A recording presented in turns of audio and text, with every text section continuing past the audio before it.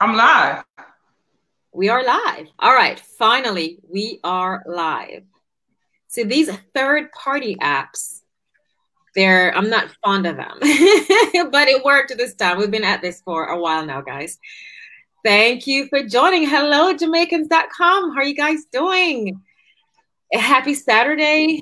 You are at the Sincerely Maxine Reyes show. And today I have my very first guest right here on Jamaicans.com, and I'm super excited to have her. You can tell why I have her as my first guest on here, right? Look at the flag behind her. Girl, always representing. Yes. Always representing. So this is Military Appreciation Month. And it's something I've always wanted to do is highlight women who serve and those who serve in the military who are from the Caribbean, because there's so many of us that are in the U.S. military from the Caribbean. And so who else should I or would I want to highlight more than this Jamaican woman who, I mean, her resume is just too long for us to even go into tonight. We're just going to go at the tip of the iceberg, just a little bit of it tonight. So Dahlia Espy Jones is a first sergeant retired. She is going to tell us about where she's from in Jamaica, where she came into the United States, because, you know, everybody have somewhere them go to. I went to Miami, and Dee's going to tell us where she went to. And then from there, her military career, when she joined, where she traveled to, and all the amazing things and accolades that she has. We'll probably have to bring her back because we only have 30 minutes, honestly. So Dahlia Espy Jones, First Sergeant, retired United States Army. Welcome. Thank you so much for joining me on my first live with a guest. And thank you to everyone that's out there.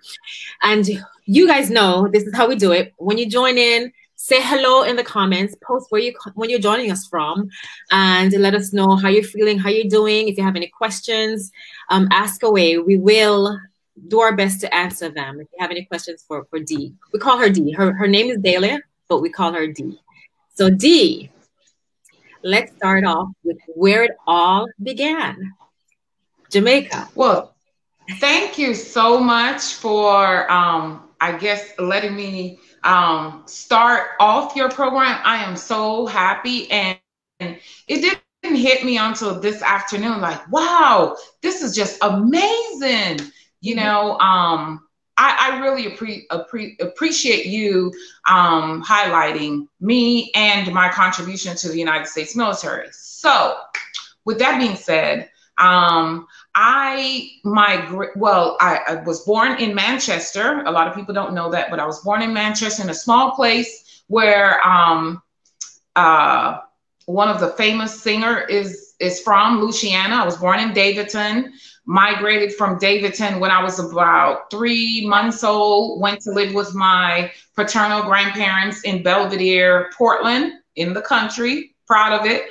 But I left Jamaica when I was 15 to live with my biological mother in Boston.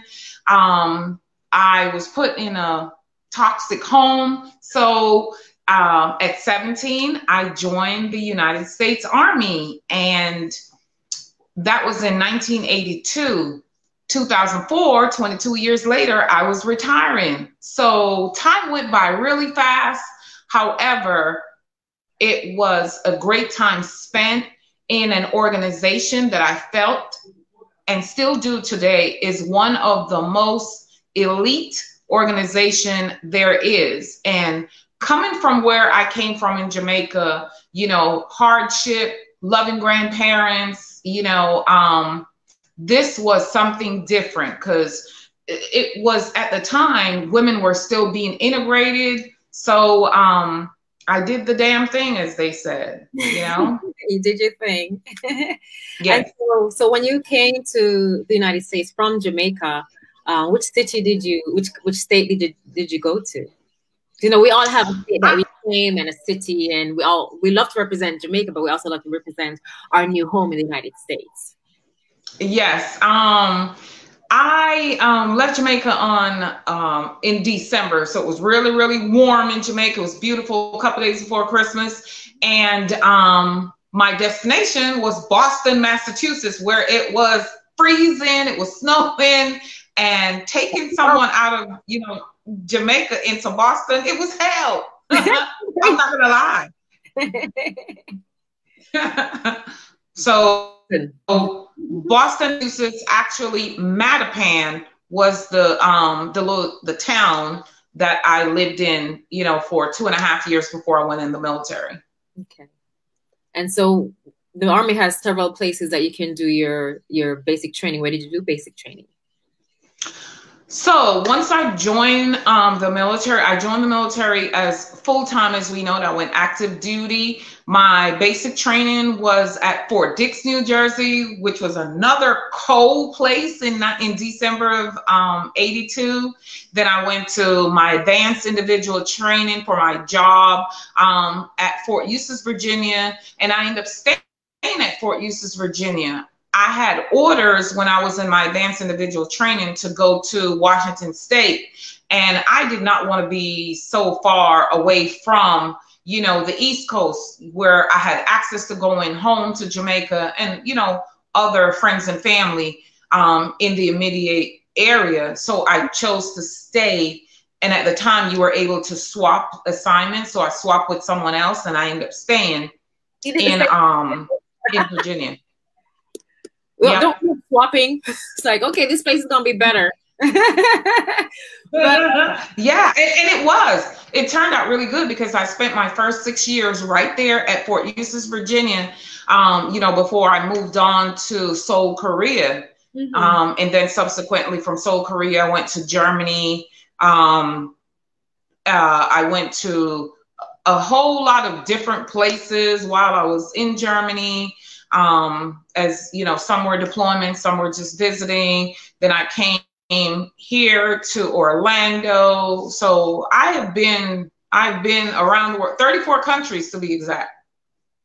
Outstanding. So you mentioned Korea. Share a little bit with us about you learning the language.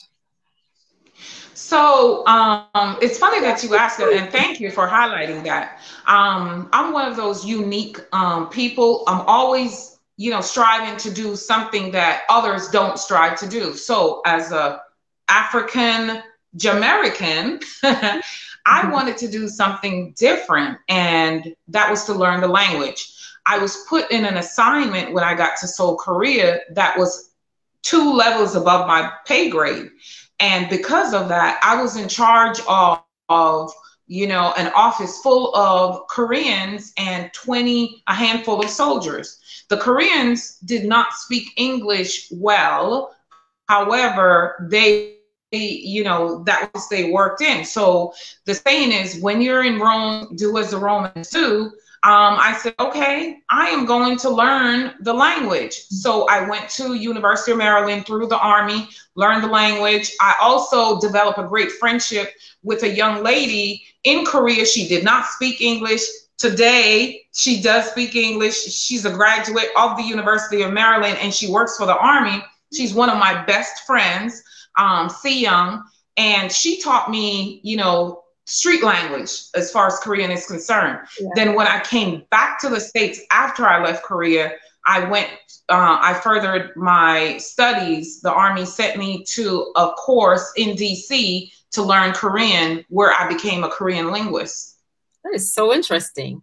I mean, that's many of us, our languages, our second languages is going to be Italian, French, or Spanish. You went straight to Korean, which is definitely. I wanted to do something totally different, and it was different. That is awesome. I'm so proud of you because I'm very good at languages, but Korean is one I don't think I'm gonna touch. I don't think I'm gonna touch. Japanese for me is easier than Chinese. I try to learn Chinese and I don't think I'm gonna do that. But Japanese is Victoria. Victoria is learning Japanese as well. So right. Before we move on, I just want to say hello to the folks who are typing in. I see Charmaine Moore. Oh my gosh, Charmaine, the name. Listen, Charmaine and I grew up together, right? Hi, Charmaine. Charmaine was there when my great-grandmother who raised me died. And she was the one who was there for me. We ran track together. I stayed at her house. Hey, girl, love you too.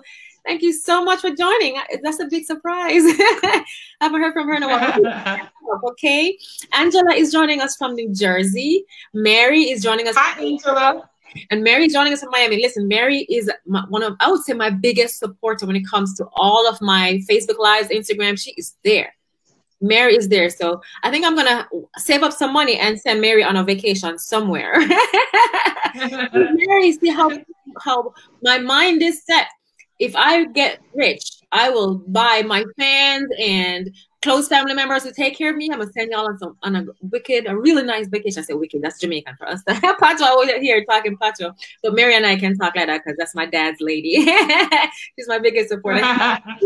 Angela says, say something in Korean. D. She wants me to say something in Korean. Yes, this is live. I'll say 안녕하세요. 안녕하세요 means hello and how are you? Okay. And so are you going to answer back, Angela? Daffodil is... Or I could also say 배고파. 배고파 means I'm hungry because I am hungry. 배고파. 배고파. Okay, all right. Daffodil is joining us from London, so say hello to Daffodil 2D. Can you see the comments as well? D? No, I can't. All right, so hello to everyone that's in here, joining us from everyone. From all over the world. And for the repeat folks who have been following me from me speaking on Jamaicans.com or talking to you guys on Sunday nights, and then I had to switch to Fridays due to my schedule. So I appreciate you guys who hopped over from Sunday to today.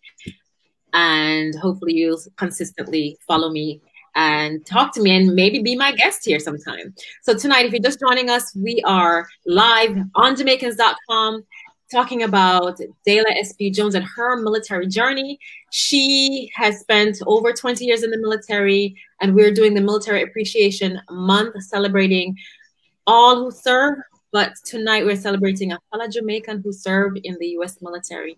Her name is Dayla S.P. Jones, retired first sergeant. We're going to keep the conversation going with, so you traveled so many places, right? What are the, say, top 3 places that you enjoyed traveling to and would probably return to? Well, one of the interesting places that I went to, it's not really a vacation spot, at least not the time when I went in '99, was Albania. I was deployed to Albania in '99. It was very interesting because I saw a lot of Jamaica there in the culture and, you know, just how they did things as far as, you know, the fresh foods, the fresh meat, you know, the same way we do in Jamaica. And they were very receptive, you know, of me. Another great place that I love was Korea. I love Korea. And I would go back and live in Korea, you know, again, because I chose to learn the language and learn the culture. And they were very receptive of that.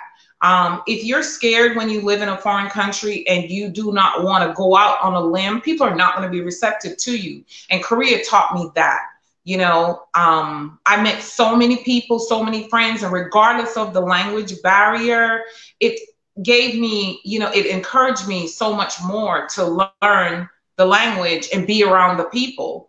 Mm-hmm. And now, as you see, there's so many people that's living in Korea, you know, African Americans. I found, I'll say this much too, I found so many Jamaicans when I was stationed there. We used to get together, have parties, cook and eat. So that was another one of my favorite places. And the other favorite place was being in the Middle East. Mm-hmm. You would be surprised of how many Jamaicans migrate and work in the Middle East. All you have to do is wear a t-shirt, a hat, or a flag, and you're being recognized. Over here, you know, and it was, yeah, it was amazing. I was going to mention that it honestly doesn't matter where in the world that we go. if they know you're from there or they hear the accent.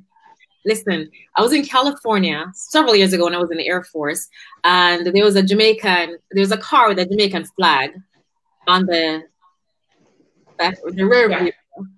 And I left a note because I couldn't wait for her any longer. And when I was walking away, she saw that I left a note on her car. She said, did you just leave a note on my car? You know, so I was like, yeah, so your flag, and, you know, I'm Jamaican. And the woman came out to me and hugged me. She was so happy. Fellow Jamaican in the area, and I realized that everywhere we go, even when we're deployed, I was in Afghanistan and we had a little Jamaican crew there that someone played the music and DJed, and we would have karaoke and other people would join us, other cultures would join us. So we just love getting together and celebrating each other and celebrating our roots. So, and I know you do that very well. Do you let everyone know that, hey, this is where I'm from. I love America, but this is my roots, and I'm straight out of Jamaica, which I love that you do that as well. Love it. You know, when I was deployed in 2001, I left the States right after 9/11 to deploy over in Southwest Asia.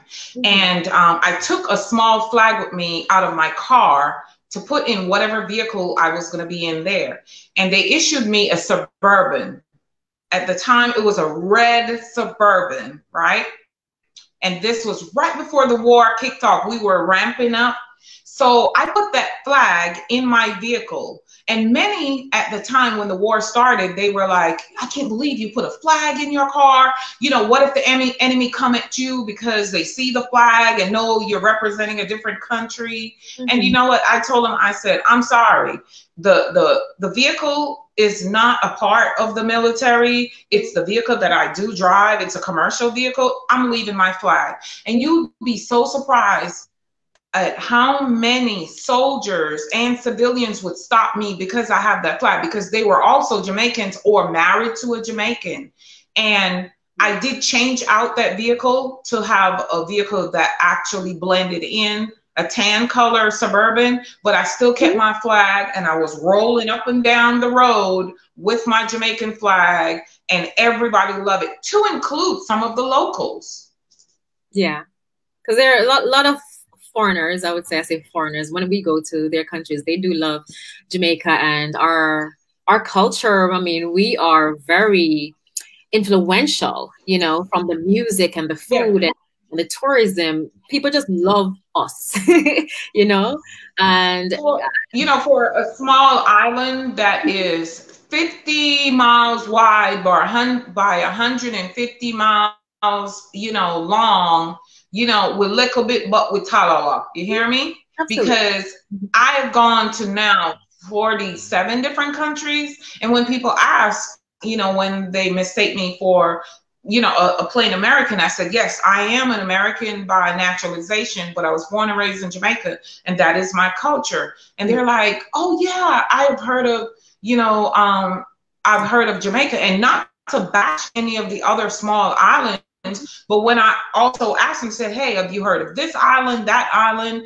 Honestly, they're not really familiar. And I would tell them, it says, hey, in the Caribbean, we have many islands, you know, but we love all of it. Bob Marley put us on the map to many of these countries.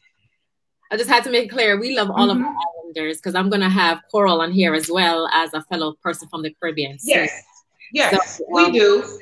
Before we love our islanders, because we all share the same culture. We may speak a different dialect, but we're all the same. Absolutely. So before we move on, I just want to say hello to Ellsworth. He's joining us from Central Florida. He said, good evening to both veterans. Thank you for joining us, Ellsworth Williams. You know who he is. Oh, Mr. Williams. Yeah. Hi. He's also a veteran. And we have Zarika says, yes. He's actually from Tampa. I'm aware. Yeah. So Zarika says, yes, we are special.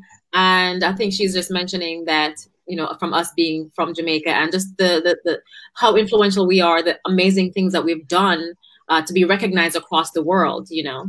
So that is something that we will stand proud. And Dee, what do you think of persons who they try to discourage us from saying that we are from another country? I mean, because I've been around some people and they're like, why can't you just say you're American? Why do you have to say you're Jamaican? I mean, people are gonna hear our accents like right now because I'm talking to another Jamaican. That's when my accent gets even thicker. But if you are not proud of your roots, then you have issues later on moving forward in life. So it's not that we're not proud to be Americans. We love. I mean, we serve. We raise our right hand to serve and die for the country, right? So why would they think that that's not enough for us to be a part of that, but still, be prideful of where we come from, our roots? What do you think about that? If there's anyone out there, I honestly, I can't remember being discouraged like that before. They've always been surprised to find out that I am not American born, because of how I look, I guess. And when I tell them that, I'm very grateful that America adopted me.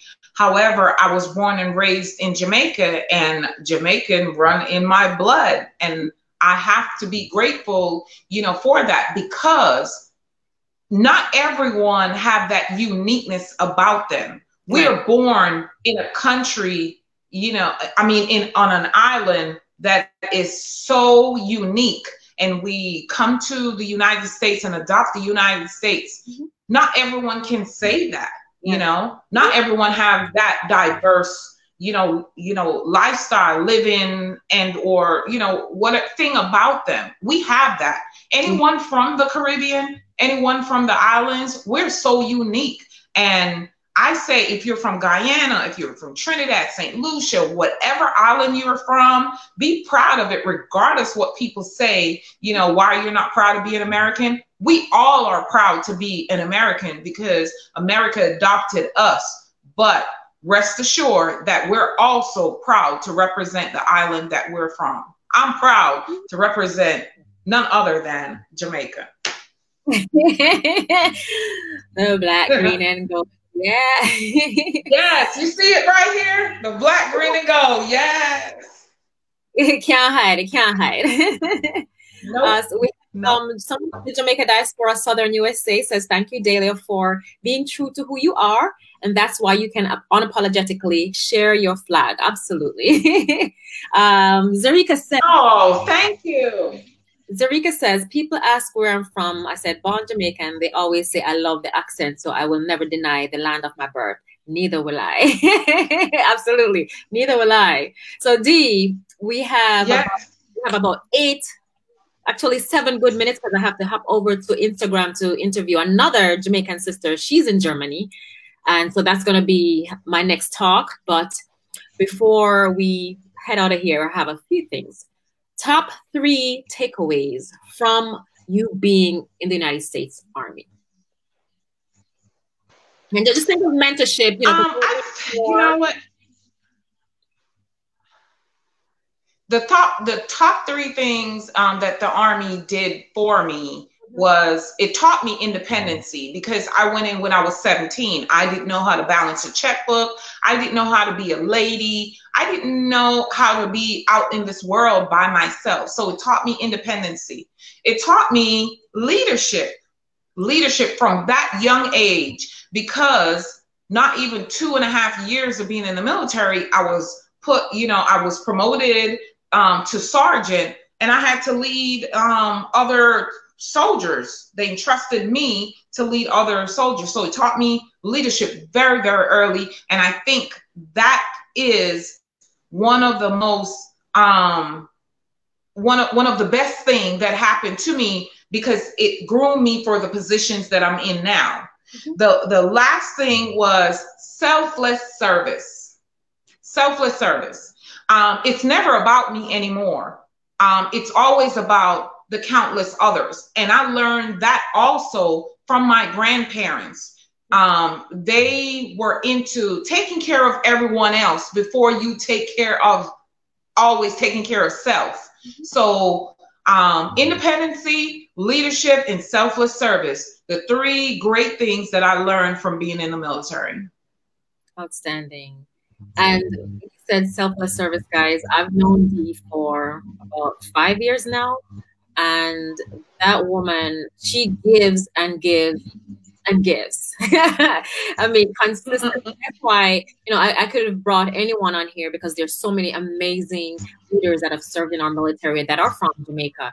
But I've gotten to know this woman very well, and it behooved me to just make sure that I got her on here, you know? So I thank you for coming on and just sharing your experience with us. We have Belva Shaw says, so proud of you, Dee, proud to be Jamaican. Tanya says, right on. And Ellsworth says, thank you. Crystal Bethea is also a veteran. So Crystal is on here. Oh, is she Jamaican? She's my Sora. Okay. Hi, Crystal. Thanks for joining us. And Zarika says, proud of you. Her son just joined the Army this past February. Outstanding. So Dee, before we leave, for young girls that are out there who wants to join the military or want to pursue a job or career field that is male dominated, what advice would you give to them? You know, back in 1982 or even in 1979, it was really unheard of for women to strive in the military like they're doing today. And I'm so grateful for these trendsetters. And we're talking about people like yourself who are way for others, you know, right now, and you're still giving to those who would like to join the military and or continuing, you know, their service. I say to any young lady and even any young man who would like to join the military, trust and believe that you can do it too. There's so many of us who would love to groom you, who would love to inspire you.